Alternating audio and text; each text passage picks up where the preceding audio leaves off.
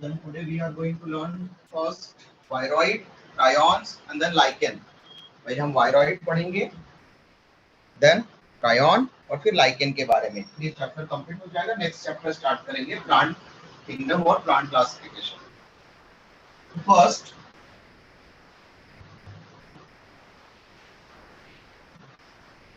heading level बेटा viroids. Okay. Am I clearly audible? आप लोग को आवाज आ रही है बेटा proper? So, Yes, sir. yes, sir. Good. Okay, viroid.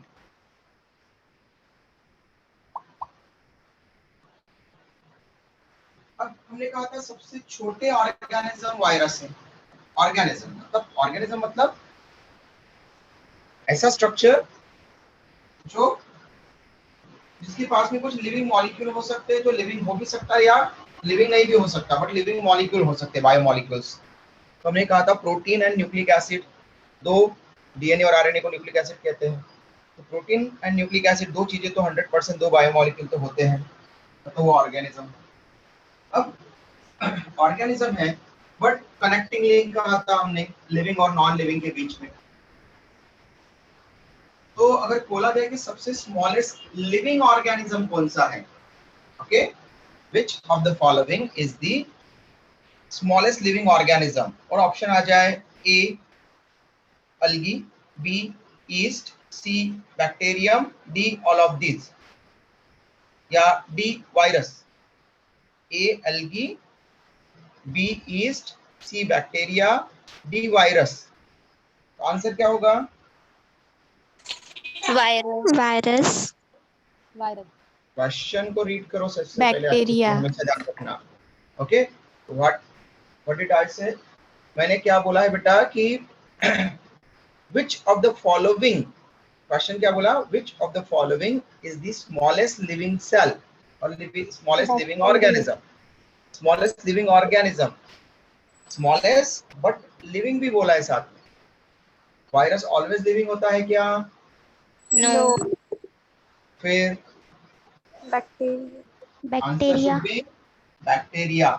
Okay, लेकिन क्वेश्चन अगर ऐसा होता which of the following organism is the smallest one or smallest, okay, and then फिर यही ऑप्शन होते, तब आपका आंसर क्या होता?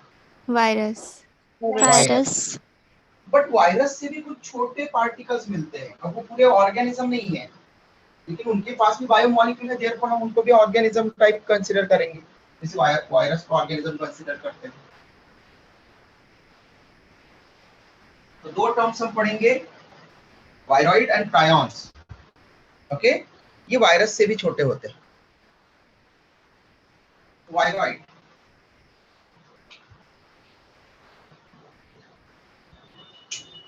viroids are free infectious RNA. Okay, viroids क्या है? फ्री इन्फेक्शियस RNA को हम बोलते हैं viroid. Okay, free infectious RNA, free तो इंडिविजुअली पड़ा है, ओनली RNA है, उसके साथ में कुछ भी नहीं है. तो कुछ RNA इन्फेक्शियस हो सकते हैं, कॉन्टेजियस हो सकते हैं, ओके, कुछ डिसीज कॉज कर सकते हैं ऑर्गेनिजम्स में. तो उन फ्री इन्फेक्शियस RNA को, जो अकेला RNA होगा, वो अकेला RNA इसमें डिसीज कॉज कर पा रहा है, वो अकेला RNA हमको कहीं पर मिल रहा है, तो उसको हम बोलते हैं वायरॉइड. सबसे पहले इसकी डिस्कवरी, तो सबसे पहले किसको दिखा था ये, जिसने इसके बारे में नोट किया information? Discovery of viroids was done by T.O. Diener. Okay, T.O. Diener ये साइंटिस्ट था, इसने सबसे पहली बार देखा कि एक सिंगल आरएनए इंडिविजुअली प्रेजेंट है, आरएनए, वो आरएनए कोई डिसीज कॉज कर पा रहा है. ओके, लाइक ये जनरली दिखता है, कौन सी डिसीज कॉज करते हैं ये जनरली? तो सबसे पहले ये मिला है पोटैटो स्पिंडल फाइबर डिसऑर्डर में.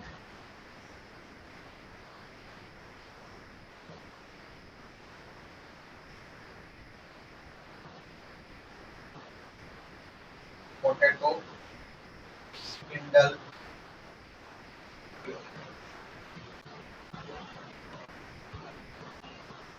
Potato tuber spindle disorder. Sir, it's potato potato, spindle or yes potato. बेटा, Sir, it is potato spindle tuber or tuber spindle. Means spindle will come first, no? बेटा first thing तो ये है कि potato में tuber form होता है और उसमें फिर वहां पर जो स्पिंडल फाइबर फॉर्मेशन की प्रोसेस है वो अफेक्ट हो रही है. देयरफॉर आप उसको पोटैटो स्पिंडल ट्यूबर डिसऑर्डर भी बोल सकते हैं या पोटैटो ट्यूबर स्पिंडल डिसऑर्डर भी बोल सकते हैं. Yes. ओके, ये जरूरी नहीं है कि आपको वहां पर ऐसा ऑप्शन आएगा ऑप्शन में पोटैटो ट्यूबर स्पिंडल डिसऑर्डर और एक में आएगा potato spindle tuber disorder. Okay, ऐसा नहीं आएगा. तो आप अगर वहां पर उसको पोटैटो स्पिंडल ट्यूबर डिसऑर्डर लिखेंगे या फिर पोटैटो ट्यूबर स्पिंडल डिसऑर्डर लिखेंगे ना बेटा, तो दोनों भी करेक्ट है. Okay, sir. Okay, Yes, sir. कोई इशू नहीं है. दोनों में से आपने अगर कोई भी चूज किया ना, कोई इशू नहीं, सेम ही है वो, दोनों का मीनिंग सेम ही है.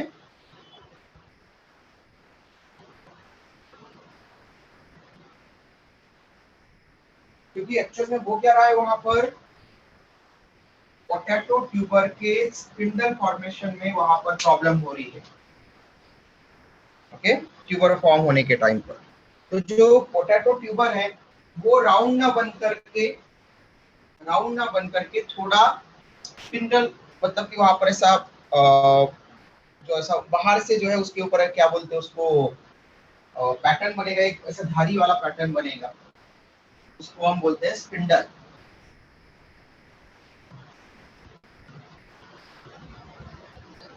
तो ये पोटैटो ट्यूबर स्पिंडल डिसऑर्डर या पोटैटो स्पिंडल ट्यूबर डिसऑर्डर दोनों सेम है.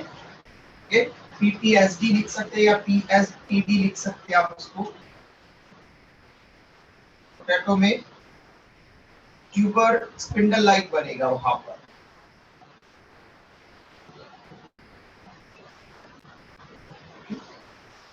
ये लो मॉलिक्यूलर वेट वाला, लो मॉलिक्यूलर वेट आरएनए होता है.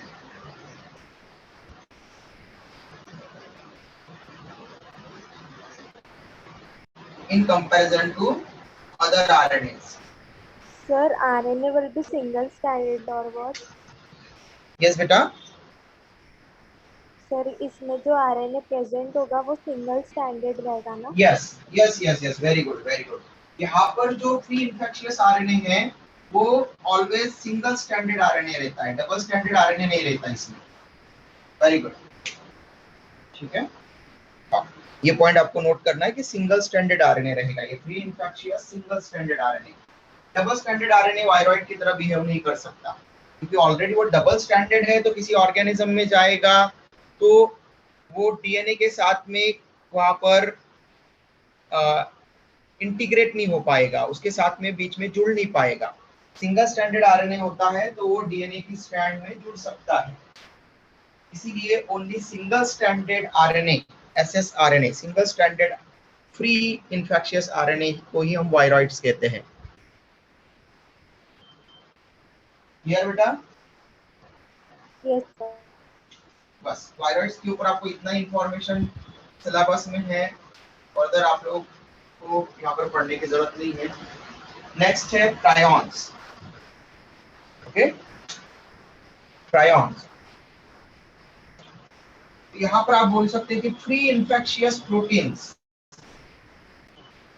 Free infectious proteins are called as prions.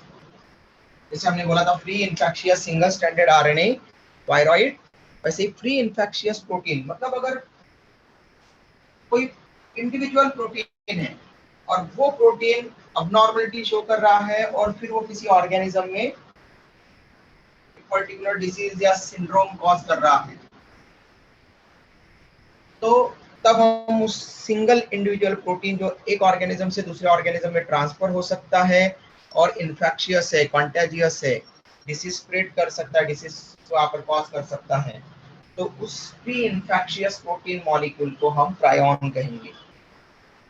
Okay,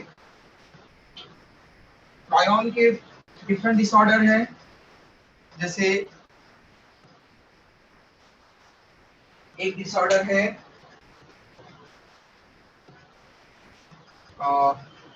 mad cow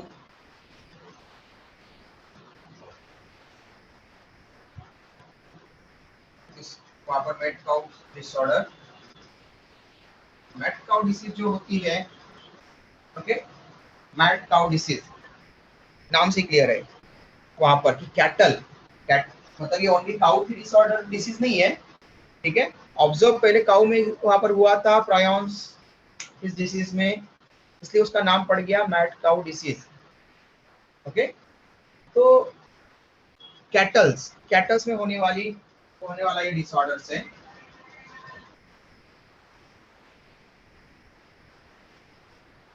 cow, buffalo, ठीक है, इनमें कैटल्स में होने वाला डिसऑर्डर है, डिसीज है, जिसमें अगर प्रायोन अगर चला जाए तो इंसेफेलोपैथी हो जाती है, मतलब कि ब्रेन अब नॉर्मल फंक्शन करने लग जाता है। सिफेलोज मतलब हेड से रिलेटेड टर्म को हम बोलते हैं सिफेलो, तो हेड में ब्रेन है, ब्रेन से रिलेटेड अब नॉर्मलिटी हो जाएगी, वहां पर ब्रेन का कंट्रोल नहीं बचेगा और वो कैटल फिर अजीब बिहेव करेगी। ओके, जैसे मेंटली रिटार्डेड कोई ह्यूमन बेबी जैसा बिहेव करेगा कि उसको पता नहीं कि वो क्या कर रहा है, उसी तरह से वो भी बिहेव करेगी, उसको नहीं पता रहेगा, कभी उसको अचानक से गुस्सा आ जाएगा, अचानक से एंगर रेज आ जाएगा, या फिर अचानक से जो है वो कभी अपने बॉडी पार्ट को जो है वो अपने टंग की हेल्प से जो है वो बार बार सलाइवा से वहां पर ये करेगी, ठीक है। थोड़े से भी जिसके ऊपर फ्लाइज वगैरह बैठ गई तो बहुत तो अजीब लगेगा, ठीक है, तो बिहेव अजीब करेगी या फिर किसी भी चीज को दौड़ेगी, मारेगी, ठीक है, ऐसा मतलब वहां पर। तो वो कंटिन्यूअसली करे, एक आध बार करे तो उसको गुस्सा आया है या किसी रीजन से उसको भूख लगी है या कुछ ऐसा हुआ है तो वो अलग चीज होगी, लेकिन अगर वो कंटिन्यूअसली ऐसा ही कर रही है तो वो मैड काउ डिसीज का वहां पर सिम्टम हो सकते हैं, और फिर वहां पर वेटरनरी डॉक्टर्स वहां पर पता कर सकते हैं कि क्या प्रॉपर से सिम्टम्स उसी के हैं क्या, और लैब में टेस्ट करवा करके उसके सैंपल्स को, ब्लड सैंपल को चेक करवा करके फिर उसमें चेक किया जाता है कि क्या सच में प्रायोन है क्या। मैड काउ डिसीज को दूसरा नाम देते हैं bovine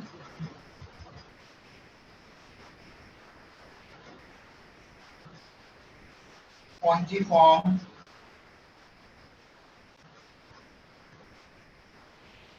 encephalopathy.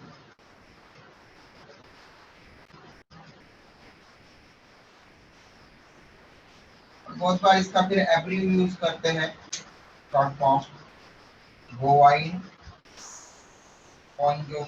Spongiform encephalopathy, it means BSE। Mad cow disease को दूसरा नाम है बोवाइन स्पॉन्जिफॉर्म एन्सेफेलोपैथी। ओके, तो माइलिनेटेड नर्व फाइबर आपने शायद 9th-10th में अगर पढ़े हो, नर्व फाइबर में माइलिन की शीट होती है बहुत सारे, इसमें एक स्पॉन्जिन प्रोटीन लगता है और एक फॉस्फोलिपिड लगता है साथ, तो वहां पर उसका ज्यादा प्रोडक्शन हो जाता है इस डिसीज में, और ज्यादा प्रोडक्शन के कारण फिर वहां पर ब्रेन का एक पर्टिकुलर पार्ट जो है वो अपने कंट्रोल में नहीं रहता, मतलब ब्रेन से रिलेटेड अबनॉर्मलिटी हो जाती है।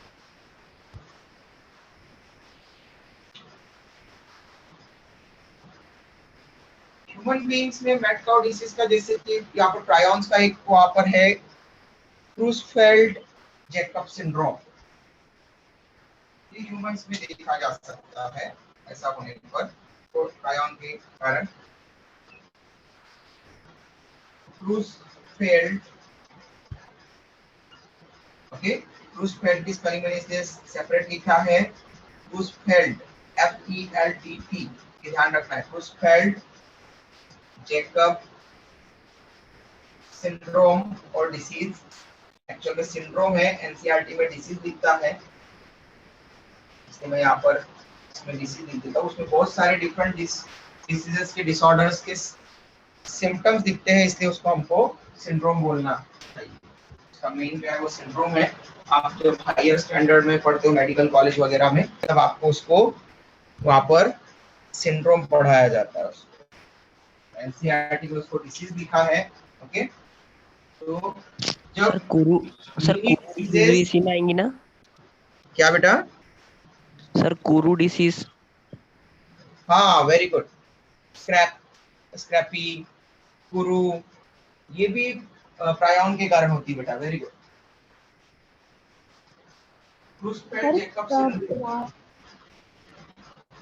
प्रायन में आरएनए और डीएनए नहीं होता है ना? किसमें बेटा? प्रायन में?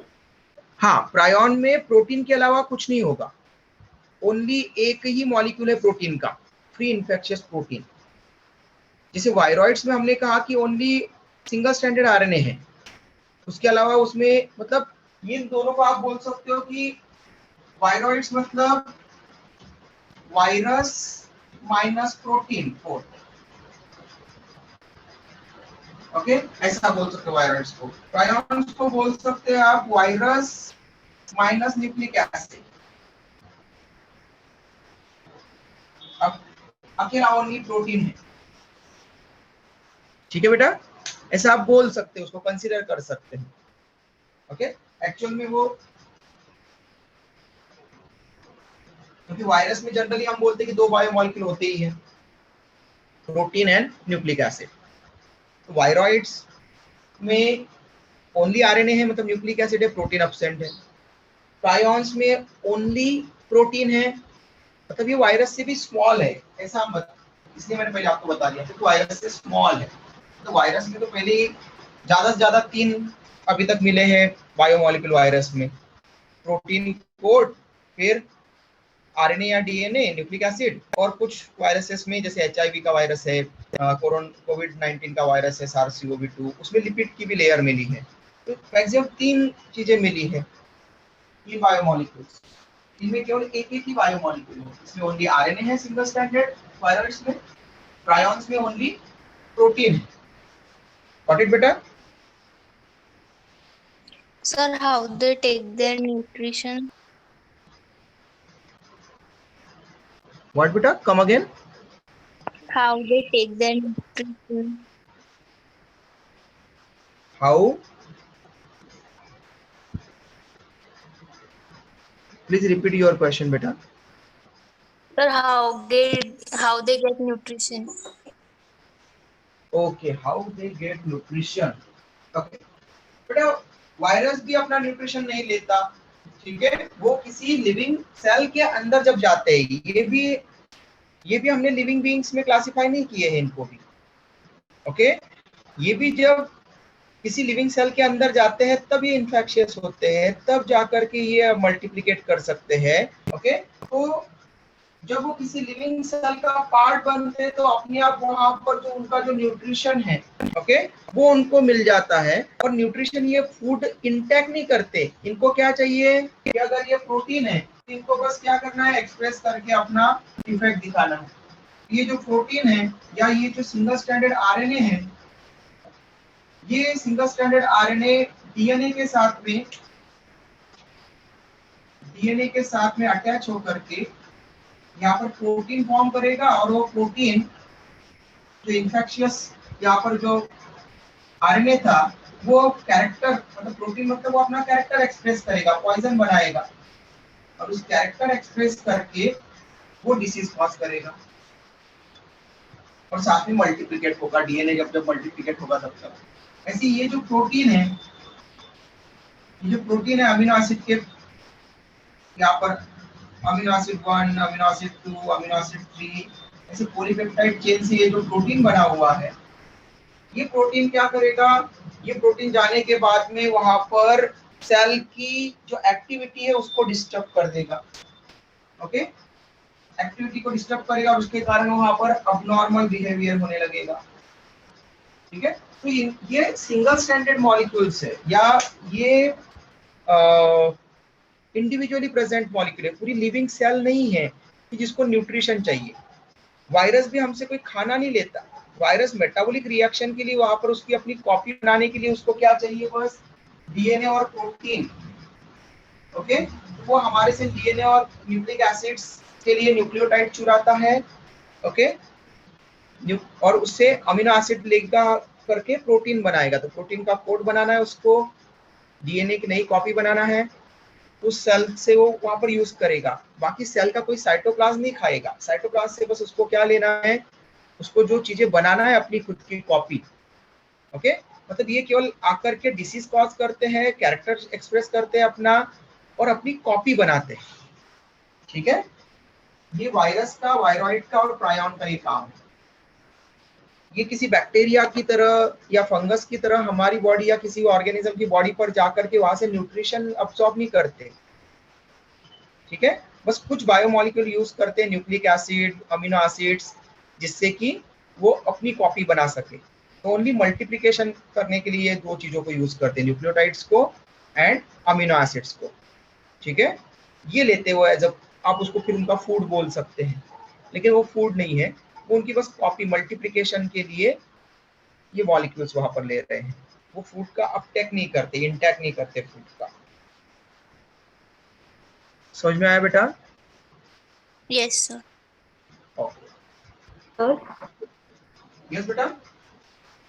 ये प्रायन डिसीज का कोई ट्रीटमेंट होता है क्या?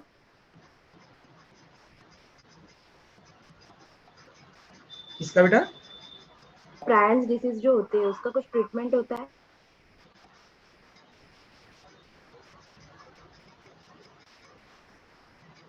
एक सेकंड, मुझे सुनाई नहीं दे रहा है। हाँ, मैं बोलो बेटा, किसका ट्रीटमेंट? अरे प्रायन डिसीज जो कैटल्स में या फिर ह्यूमन बींग्स में होता है ओके, ब्रायन उसका डिसीज। यस सर, तो फिर उसका हाँ ट्रीटमेंट बेटा, होता है? यस बेटा, यस, ट्रीटमेंट होता है, बट फिर भी वैसे डिपेंड करेगा कि वो किस स्टेज पर जा चुका है। ओके, ज्यादा जो है वो वहां पर स्पॉन्जिन फाइबर और वहां पर स्पिंगोवाइलिन अगर बन चुके हैं तो फिर वो कंट्रोल करना मुश्किल है। अगर स्टार्टिंग में पता चल जाए, इनिशियल फेज में पता चल जाए, तो ट्रीटमेंट है। ओके, तो उसके लिए इनिशियल इसमें पता चल जाता है, तो इनको प्रिवेंट करने के लिए वहां पर प्रायन्स की ब्लॉकिंग के लिए वहां पर ट्रीटमेंट दिया जाता है। वो छोटे से टिश्यू को डिस्ट्रॉय करेगा और उसके कारण कम अमाउंट में न्यूरॉन्स डिस्ट्रॉय होंगे। और कम अमाउंट में न्यूरॉन डिस्ट्रॉय हुए तो आपको पता है कि न्यूरॉन्स हमेशा नए बनते रहते हैं। Okay, sir time taken for multiplication कितना होगा?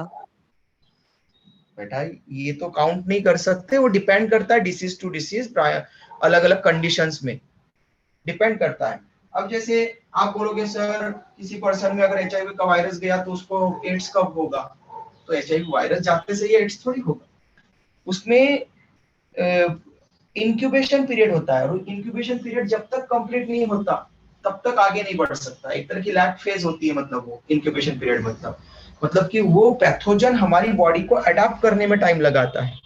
तो तब तक अगर हमने इम्यूनिटी शो कर दी तो हम उसको खत्म कर सकते हैं, कोई भी पैथोजन को, जब तक उसका इंक्यूबेशन नहीं हुआ है, वो सिम्टम्स नहीं दिखाना शुरू किया उसने। लेकिन उसके अगर सिम्टम्स दिखाना शुरू हो गए हैं, मतलब उसने वो डिसीज कॉज कर दी है। ओके, तो इवन ऐसा देखा गया कि एचआईवी का इन्फेक्शन कुछ मिनट्स में भी हो गया है कुछ पर्सन्स में, और कुछ पर्सन्स में ट्रांसमिशन के बाद में अबाउट 10 ईयर एक बड़ा केस है कि 10 ईयर तक भी इंक्यूबेशन पूरा नहीं हुआ, किसी के इंट्रासेलुलर मटेरियल में पड़ा रहा, सॉरी इंटरसेलुलर मटेरियल में पड़ा रहा एचआईवी वायरस। तो वो डिपेंड करता है बेटा इंक्यूबेशन पीरियड कंप्लीट करने पर, कब इंक्यूबेशन पीरियड कंप्लीट होगा। अगर तब तक इंक्यूबेशन पीरियड कंप्लीट नहीं हुआ है और तब तक अगर हमारी बॉडी ने इम्यूनिटी शो कर दी और उसको किल कर दिया, तो फिर ऐसे पैथोजेंस कोई भी हो, बैक्टीरिया, फंगस, वायरस, वायरॉइड, प्रायन, इनको हमारी बॉडी खत्म कर सकती है। तो तो किसी का भी मल्टीप्लिकेशन डिपेंड करेगा कि पहले वो अफेक्ट कर पा रहा है या नहीं कर पा रहा सेल को, मतलब उसने क्या इंक्यूबेशन पीरियड कंप्लीट कर लिया है क्या। ओके, तो हर एक के लिए एक पर्टिकुलर एवरेज टाइम पीरियड होता है वैसे, ठीक है। तो प्रायॉन्स वगैरह के लिए वहां पर इंक्यूबेशन पीरियड डिपेंड करेगा अलग अलग प्रायॉन पर। अभी तक ये 2-3 ही प्रायॉन डिस्कवर किए गए हैं। सर ये मोस्ट कॉमन एनिमल्स में या ह्यूमंस में?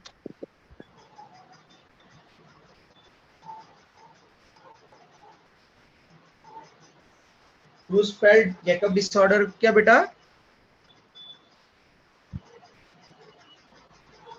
सर ये मोस्ट कॉमन ह्यूमंस में है या मोस्ट कॉमन एनिमल्स में है? बेटा देखो, फर्स्ट थिंग तो ये है कि प्रायॉन अभी तक जो केसेस मिले हैं प्रायॉन्स के, उनको डिस्कवर तब किया गया है जबकि कोई सिम्टम्स दिखे ऐसे कि जो डिसऑर्डर के ना हो।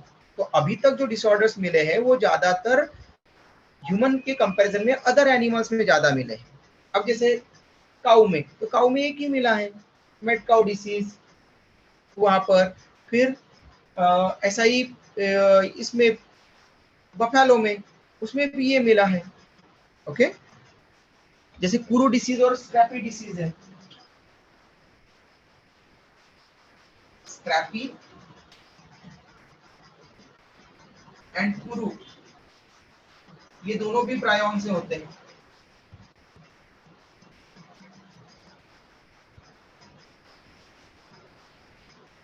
also caused by prions। Okay, ये भी दोनों प्रायॉन से होने वाले डिसऑर्डर हैं, स्क्रैपी बी और कुरू बी। ओके, ये भी कुछ फ्यू वापर कैटल्स में होते हैं। ओके, शिप में, गोट में, ऐसे इनमें होने वाले डिसऑर्डर डिसीजेस है। तो ऐसा नहीं है कि एक पर्टिकुलर इसमें बोल सकते हैं हम कि काऊ में ही ओनली प्रायॉन्स के ट्रांसमिशन ज्यादा होता होगा या किसी अदर एनिमल में। ओके, हमने ह्यूमन बीइंग में भी केस पढ़ा कि क्रोसफेल्ड जैकब सिंड्रोम, उसका एनालॉगस हमको ह्यूमन बीइंग्स में भी मिलता है। ओके, तो कॉमन किस में मिलेगा अभी तक ये क्लियरिटी नहीं है, क्योंकि अभी तक उसके बहुत सारे केसेस मिले ही नहीं। तो आप ये कह सकते हैं कि हाँ, अगर आप ह्यूमन और अदर एनिमल्स की बात करें तो अदर एनिमल्स में फिर अलग अलग एनिमल्स में अलग अलग तरह के वहां पर प्रायॉन के केसेस कुछ कुछ रिपोर्ट किए गए हैं। उस बेसिस पर आपका आंसर हो जाएगा कि अदर एनिमल्स में ज्यादा कॉमन है, लेकिन ऐसा नहीं है, ये इन्फेक्ट कर सकता है। Sir what is Kuru disease? बेटा कुरू में एक्चुअल में जो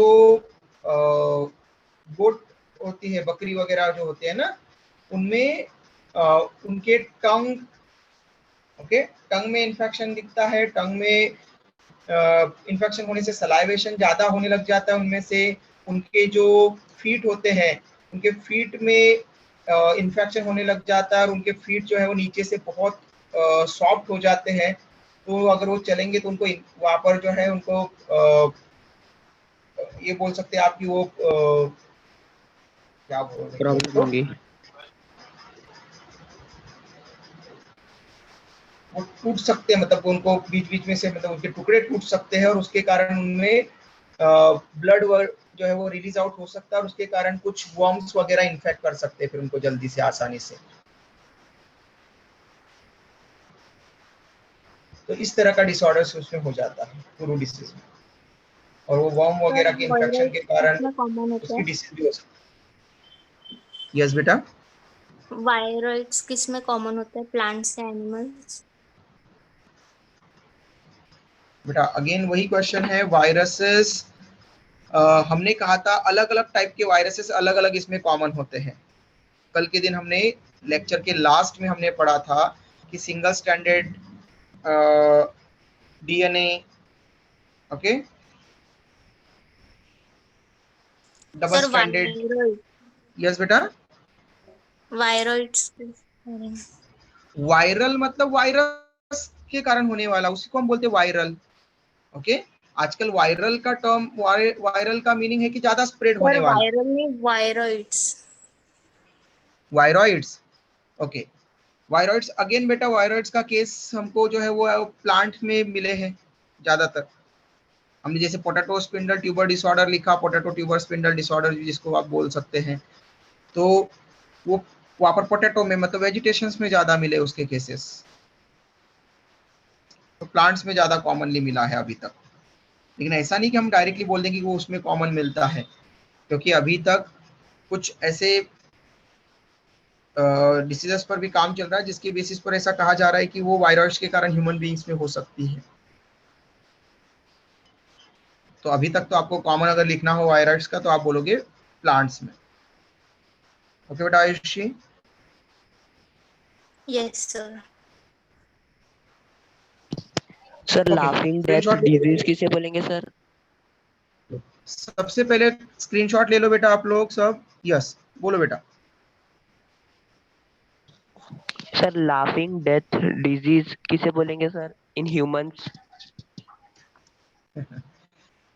बेटा एक्चुअल में, हाँ, आपका नाम बताओ बेटा एक पहले तो। कौन पूछ रहा है क्वेश्चन? सर मयूर। मयूर, ओके बेटा। मयूर, फर्स्ट ऑफ ऑल लॉफिंग जो होती है वो पर्टिकुलर, देखो अलग अलग रीजन से हो सकता है। जैसे कि एक गैस होती है, नाइट्रोजन ऑक्साइड एक गैस नाइट्रोजन होती है, ऑक्साइड। उसके कारण भी जो है लोग वहां पर लॉफ करते करते मर सकते हैं। ओके, तो लॉफिंग कर रहे हैं मतलब हम ज्यादा एक्सेलेशन कर रहे हैं। ओके, तो वो हमारी इसको अफेक्ट करती है रेस्पिरेटरी सिस्टम को, और अगर उसने इलेक्ट्रॉन ट्रांसफर चेन को अफेक्ट कर दिया तो एनर्जी बनना बंद हो जाएगी और उस कंडीशंस में डेथ हो सकती है।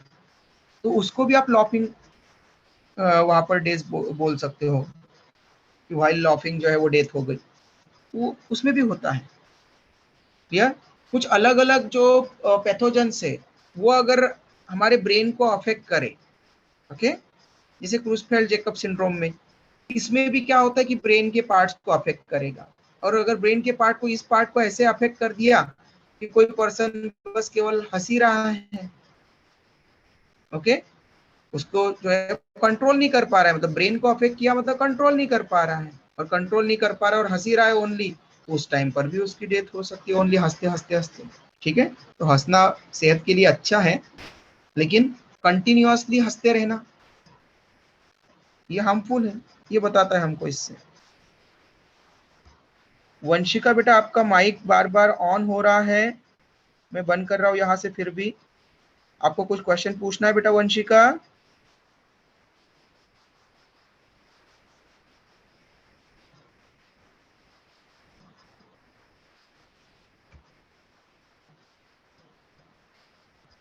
ओके, ठीक है बेटा Mayur. Yes sir. Okay, screenshot हो गया होगा बेटा सबका? Yes sir. गुड। अब नेक्स्ट टर्म है लाइकेन।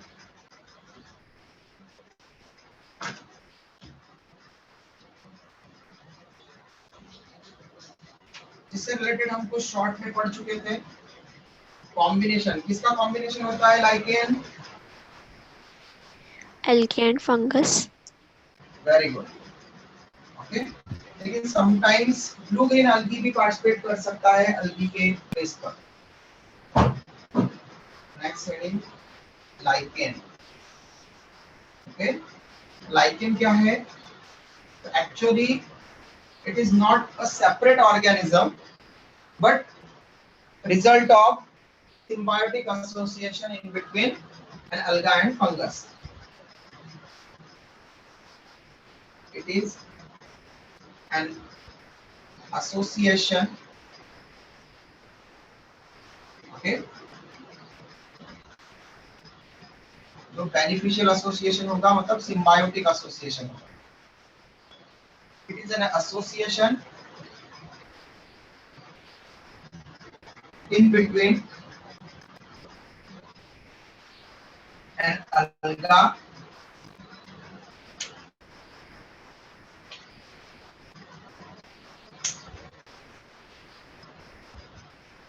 and a fungus. तो लाइकेन में हमने कहा दो पार्ट्स है, एक अलगल पार्टनर है और सेकंड फंगल पार्टनर है। सर दोनों 50-50 रहते हैं? क्या बेटा? सर दोनों का रेशियो सेम रहता है क्या? 50% मैं अलगल एंड फंगल? बताता हूँ ना बेटा, अभी अभी स्टार्ट ही किया है। अगर मैंने नहीं बताया तो पूछना क्वेश्चन बेटा मयूर, पहले देखो तो सही, अभी मैं स्टार्ट ही कर रहा हूँ, अभी बोलना ही स्टार्ट कर रहा हूँ। अगर उसमें नहीं बोला आपका और मैंने बोला कि स्क्रीनशॉट ले लो और फिर तब तक अगर नहीं बताया तो फिर पूछ लेना बेटा। Lichen algal partner and fungal partner दो है वहां पर। अलगी कौन से होते हैं? तो अलगी में ग्रीन अलगा पार्टिसिपेट कर सकता है, ग्रीन अलगी के मेंबर, या फिर साइनोबैक्टीरिया जो कि अलगी नहीं है, बैक्टीरियम है एक्चुअली। तो सेकंड पार्टनर साइनोबैक्टीरिया हो सकते हैं, blue green algae. Okay, fungal partner को हम टर्म देते हैं fungal partner, sorry algal partner. तो algal partner study of algae को हमने क्या कहा था बेटा?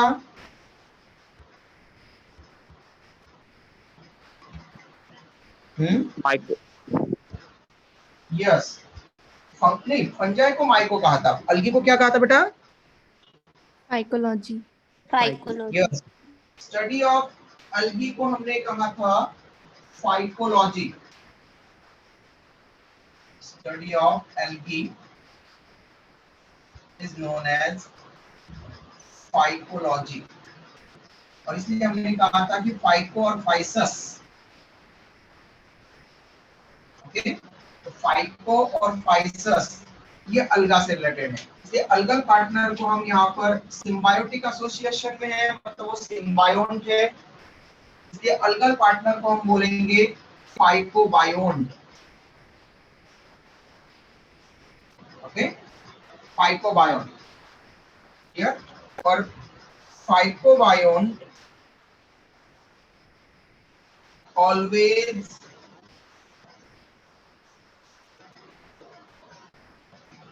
located at upper portion of lichen। Lichen में अपर पोर्शन में प्रेजेंट होता है और लाइकेन का 95% पार्ट बनाता है। ठीक है बेटा Mayur? that form about 95% part of lichen। Fungal partner, fungal partner either ascomycetes का मेंबर होगा और सीडोमाइसिटिस। ओके, आइदर एस्ट्रोमाइसिटिस का मेंबर होगा और बेसिडियोमाइसिटिस का मेंबर होगा, मतलब इन दोनों में से किसी एक का मेंबर हो सकता है fungal partner. Okay, fungus study of fungi को हम क्या बोलते हैं बेटा? Mycology. Yes, very good. Study of fungi is called as mycology। और इसीलिए हमने कहा था कि माइको, माइसस और माइसिटस ये फंगस को रिप्रेजेंट करता है। माइकोलॉजी और mycetology, study of fungi is known as mycology और माइसेटोलॉजी। अगर ऑप्शन में माइकोलॉजी ना हो तो आप माइसेटोलॉजी भी चूज कर सकते हैं। ओके, माइसेटोलॉजी भी उसको कहते हैं क्योंकि माइको, माइसस और माइसिटस ये तीन टर्म्स यूज करते हैं हम फंगस के लिए।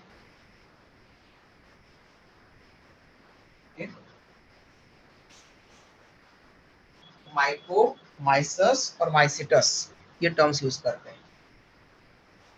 इसलिए फंगल पार्टनर को हम यहाँ पर बोलेंगे माइकोबायोन, माइकोबायोन एंड माइकोबायोन, ठीक है। इन दो पार्ट के सिम्बायोट ऑर्गेनाइजेशन से ये बना है लाइकेन। फाइकोबायोन, बाद में नेक्स्ट है माइकोबायोन। माइकोबायोन forms lower part of lichen, lichen का नीचे वाला पार्ट ये बनाता है, ओके। और form and contribute about 5% of total part of lichen। Clear है बेटा? तो मयूर, तुम्हारा क्वेश्चन का आंसर मिला क्या बेटा?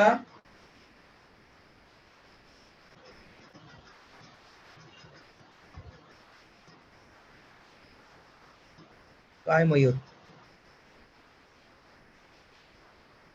ओके, स्क्रीनशॉट ले लो बेटा, फिर हम डिस्कस करते कि फंगल पार्टनर हमेशा लोअर पोर्शन में क्यों होता है और अलगल पार्टनर हमेशा अपर पोर्शन में क्यों होता है। स्क्रीनशॉट ले लो जल्दी से।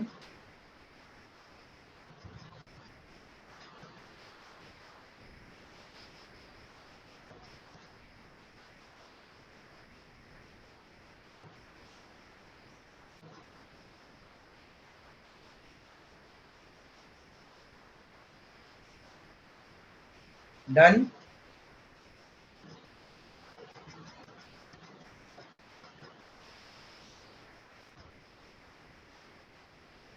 स्क्रीनशॉट हो गया बेटा? Yes sir. Good. Sir reproduction कैसे होगा सर इनमें? हाँ बेटा। सर अलगल और फंगल पार्ट दोनों में से सर रिप्रोडक्शन में कौन पहले सा ये बता दो बेटा मतलब? मयूर, पहले ये बता दो बेटा मयूर, तुम्हारे क्वेश्चन का आंसर मिला क्या तुमको? मैंने 2 बार पूछा तुमको। Yes sir. सर वो नेटवर्क की वजह से आवाज नहीं आ रही थी। ओके ओके, ठीक है बेटा, चलो ठीक है। रिप्रोडक्शन की भी बात करते हैं बेटा, है ना। अभी अब फंक्शंस की बात कर लेते हैं, फिर उसके बाद में रिप्रोडक्शन लास्ट में पढ़ते हैं अपन, ओके। चलो, अगर नहीं मिला तुम्हारा आंसर वहां पर तो फिर से क्वेश्चन पूछना बेटा। ओके, स्क्रीनशॉट हो गया है। तो हम नेक्स्ट टर्म यूज करते हैं अब कि लाइकेन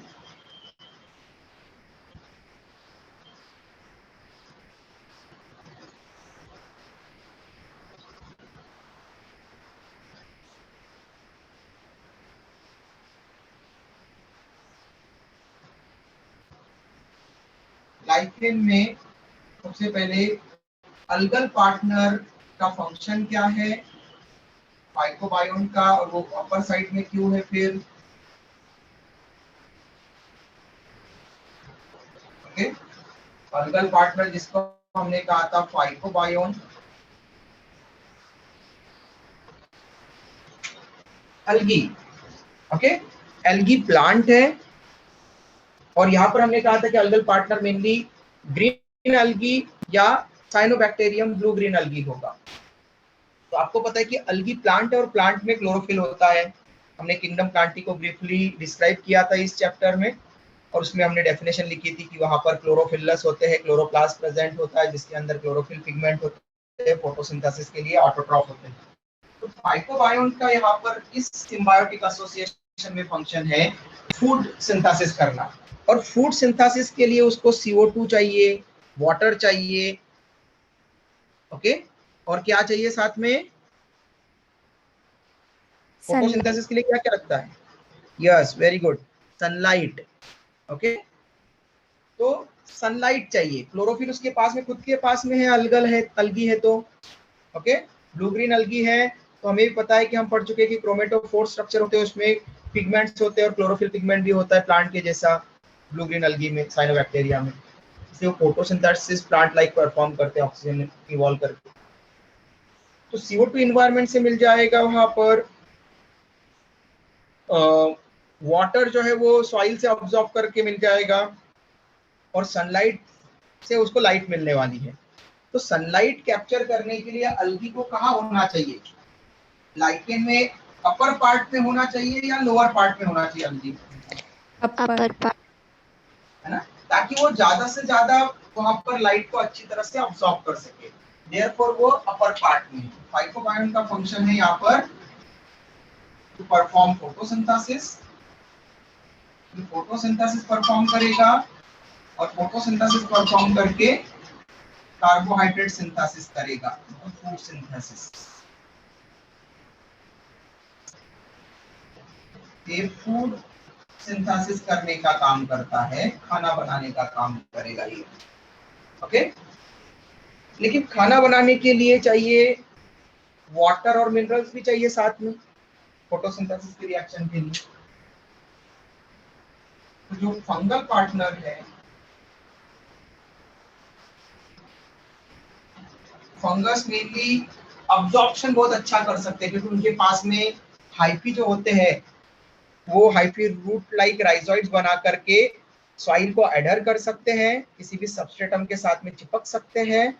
ओके, और चिपक करके फिर वहां से उस और क्रस्ट से या फिर जो भी जहाँ पर भी रुके हैं तो वहां से वो मॉइस्चर अब्जॉर्ब करवा सकते हैं आसानी से, वाटर और मिनरल अब्जॉर्ब करवा सकते हैं।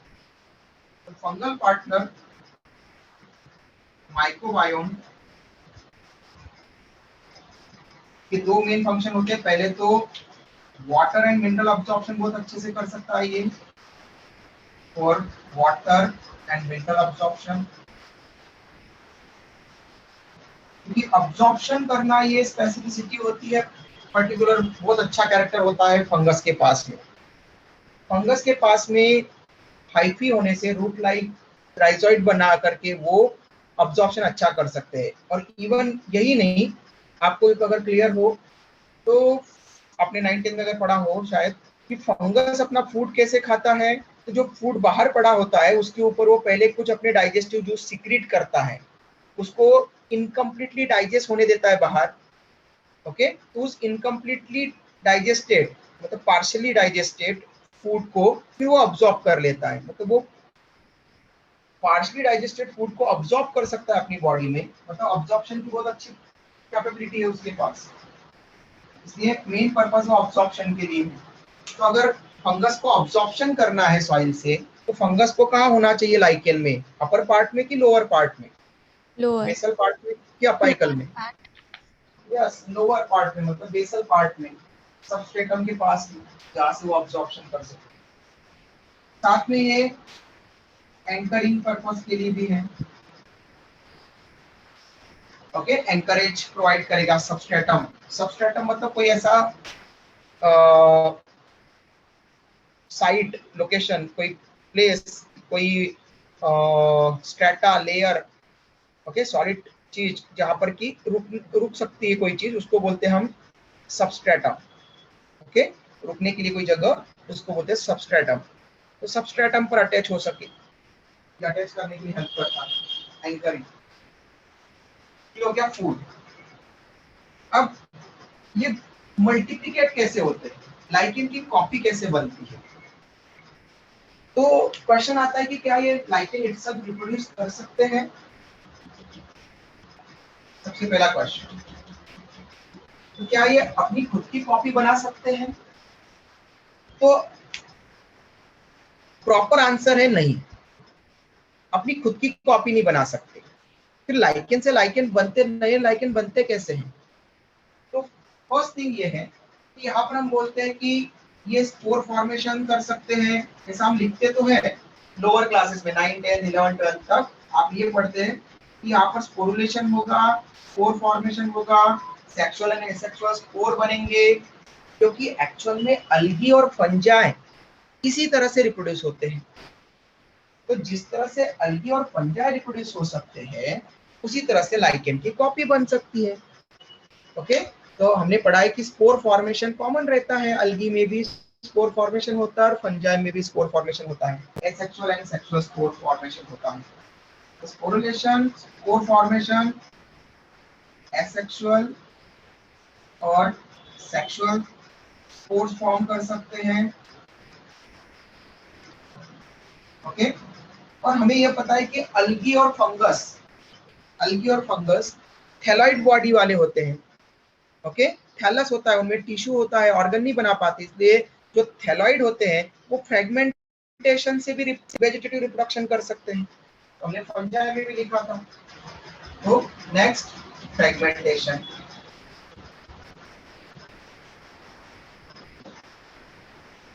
ओके बेटा, स्क्रीनशॉट ले लो, ये कंप्लीट हो गया लाइकेन के ऊपर। ठीक है बेटा, मयूर कोई डाउट है?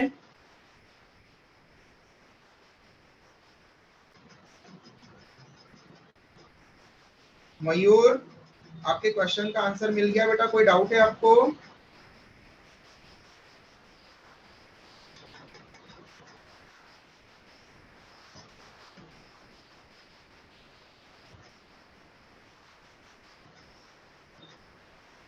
अभी आपके सिलेबस में लाइकेन के टाइप्स हटा दिए गए हैं, अदरवाइज आपको क्रस्टोज लाइकन, पॉलियोज लाइकन, ठीक है, इस तरह के डिफरेंट लाइकेन भी आपको सिलेबस में पहले पुराने सिलेबस में थे। ओके, नीट के और स्टेट बोर्ड और सीबीएसई के दोनों के सिलेबस में से हटा दिए गए हैं अभी लाइकेन के टाइप्स, इसलिए वो बर्डन लेने की जरूरत नहीं है। किसी को एक्स्ट्रा पढ़ना हो तो फिर वो एक्स्ट्रा डाउट क्लास में पूछ लेना, मैं उनको बता दूंगा। ओके बेटा, स्क्रीनशॉट हो गया? Yes sir. ओके, चलो बेटा, बाय। सर सर यस बेटा, यस बेटा। सर अगले टेस्ट टॉपिक क्या रहेगा? अगला टेस्ट का टॉपिक, जैसे इस टॉपिक में, इस टेस्ट में हमने कहाँ तक लिया था बेटा? प्रोटिस्टा और फंजाई। प्रोटिस्टा और फंजाई तक। फंजाई के बाद में जो जो चीजें हम पढ़ेंगे वो नेक्स्ट माइनर टेस्ट का टॉपिक हो जाएगा। जब तक आपके माइनर टेस्ट है, ठीक है, आपके जब तक आपका सिलेबस 4-5 लेक्चर का नहीं हो जाता, जैसे ये चैप्टर आज हमारा कंप्लीट हो गया। ओके, मतलब हमने अभी तक डाइजेस्टिव सिस्टम एक चैप्टर पढ़ा था, फिर लिविंग वर्ड चैप्टर हमारा कंप्लीट हुआ सेकंड, फिर थर्ड चैप्टर हमारा कंप्लीट हो गया आज, बायोलॉजिकल क्लासिफिकेशन। 3 चैप्टर कंप्लीट हो चुके हैं, अभी 4th वाला चलेगा, प्लांट क्लासिफिकेशन, प्लांट किंगडम पर। ओके, तो ऐसे जब चैप्टर्स आपके 4-5 चैप्टर, 5-6 चैप्टर हो जाएंगे, तब आपका मेजर टेस्ट होगा फिर उसके बाद। ओके, तब उसमें क्यूमुलेटिव आएगा शुरुआत से लेकर अब तक, तो डाइजेस्टिव सिस्टम से लेकर तो जो सारे टॉपिक है वो मेजर टेस्ट में आएंगे। जब तक माइनर चलता रहेगा तब तक हम चैप्टर वाइज चलते रहेंगे, जितना जितना सिलेबस होता जाएगा टेस्ट तक उतना बेटा। ओके, यस तो सर, अभी ओके सर।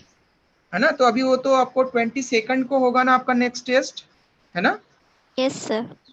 हाँ, तो तब तक तो ये लाइक वायरस, लाइकेन, ये तो आप पूछूंगा ही मैं, क्योंकि ये नहीं पूछा है तो ये पूछूंगा, और प्लांट क्लासिफिकेशन भी तब तक कंप्लीट हो जाएगा बेटा अपना। ओके, सर, यस बेटा। sir, can you please send this chapter DPPs? Chapters DPP में ऑलरेडी बेटा आप लोगों को प्रोटिस्टा और फंजाई के ऊपर क्वेश्चन सेंड कर चुका हूँ, वायरस और लाइकेन के ऊपर सेंड कर दूंगा भले ही। ऑलरेडी जो जो चैप्टर होते हैं, किंगडम मोनेरा पर आपको प्रैक्टिस शीट सेंड की हुई है, आपको प्रोटिस्टा और लाइकन पर, प्रोटिस्टा और फंजाई पर कर दी है, अभी वायरस और लाइकन पर सेंड कर दूंगा भले ही। Okay, Yes. आपको नहीं मिली क्या बेटा? प्रैक्टिस शीट नहीं मिली आपको Yes, पहले yes, वाली? I got. हाँ बेटा। ओके, तो देन हाँ, अच्छा है, ऐसे बोल दिया करो टॉपिक होते से ही कि आपको क्या क्या नहीं मिला है। तो वायरस और लाइकेन के ऊपर मैं आपको प्रैक्टिस क्वेश्चन बीच में भेज दूंगा बेटा। Okay, Yes, sir.